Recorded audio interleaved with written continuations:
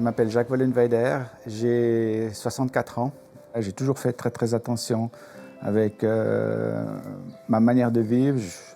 Je ne suis pas un grand sportif, mais j'ai toujours fait du sport. Et puis, il y a 2 ans, j'étais dans la voiture, j'ai eu tout d'un coup mal au cou. Puis je me suis dit, bon, c'est à cause de la climatisation.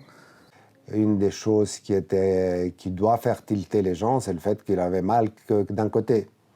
Donc l'angine, en général, on a mal de 2 côtés, alors que dans tout ce qui est cancéreux, c'est plutôt c'est un côté, c'est le côté de la tumeur. Vous avez un cancer dans le cou, dans la gorge, on ne sait pas où il est. Voilà, il faut commencer à chercher, alors scanner. Et puis ils ont trouvé où était le cancer, quoi. Il était à la base de la langue. C'est délicat, il y a beaucoup de nerfs dans le cou, il y a quand même des vaisseaux, les vaisseaux qui vont au cerveau, il y a des choses quand même auxquelles il faut faire attention.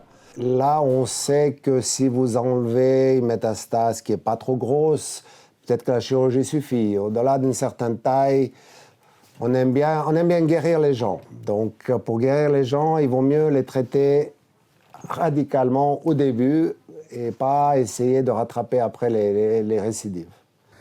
Donc j'ai eu 35 séances de rayons. La tour n'a pas du tout lésiné en effet sur les équipements. Et puis on sait qu'en radiothérapie, donc notre spécialité, la radio-oncologie, l'équipement joue un rôle majeur.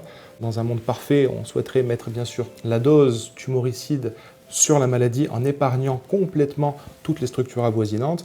Mais dans le monde réel, évidemment, c'est une question de compromis. Et la machine, la qualité, si vous voulez, des plans de traitement, la qualité de l'irradiation joue un rôle extrêmement important, tant pour cibler correctement la maladie que pour épargner le plus possible tous les organes avoisinants.